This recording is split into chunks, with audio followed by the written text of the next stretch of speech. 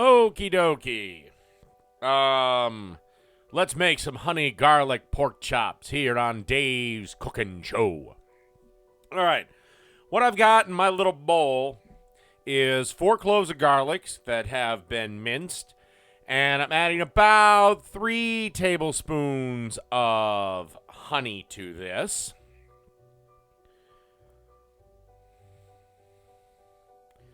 I'm keeping the stream going just to kind of, compensate a little bit.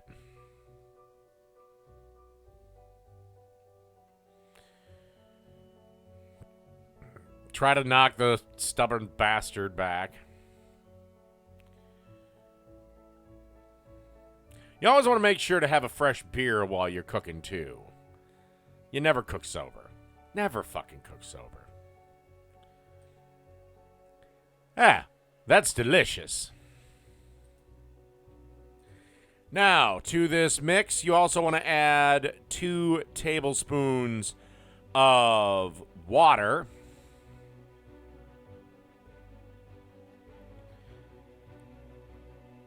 By the way, this recipe is for about 3 boneless pork chops, give or take.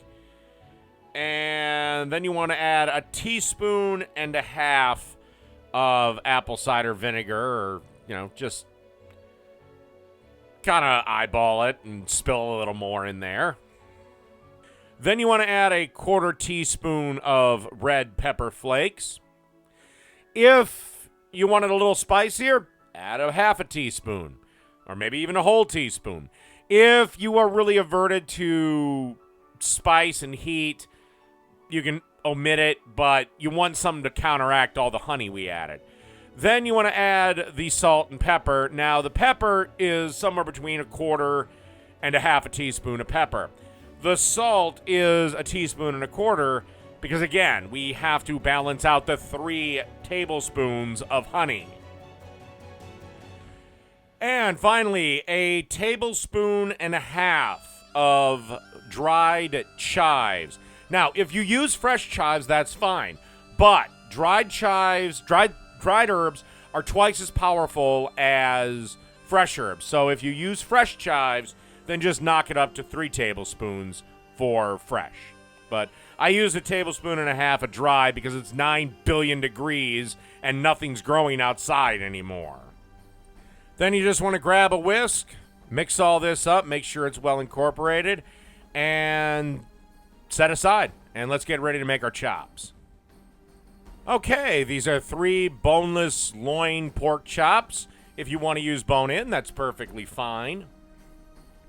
They're about 1 inch thick, in 3/4 to 1 inch thick. You can make thicker chops if you like, and it don't really matter. Whatever chop you like.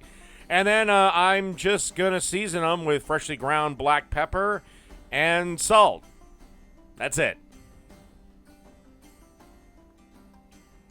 Okay, in a pan that has a couple of tablespoons of peanut oil that's been heating up over about medium to medium-high heat, it's time to put in your chop. Now, after the initial sear, you do kind of want to drop the heat to about medium. Pork doesn't do the greatest on high heat. And then season the other side. Cook until they are 160 internally, and we'll be ready for the next step.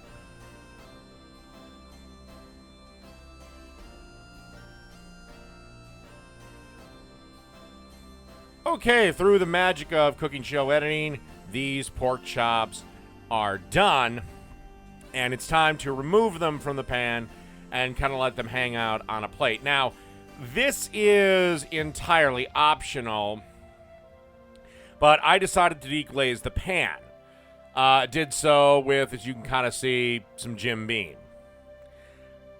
I don't know, 2 tablespoons, 3 tablespoons, couple of shots.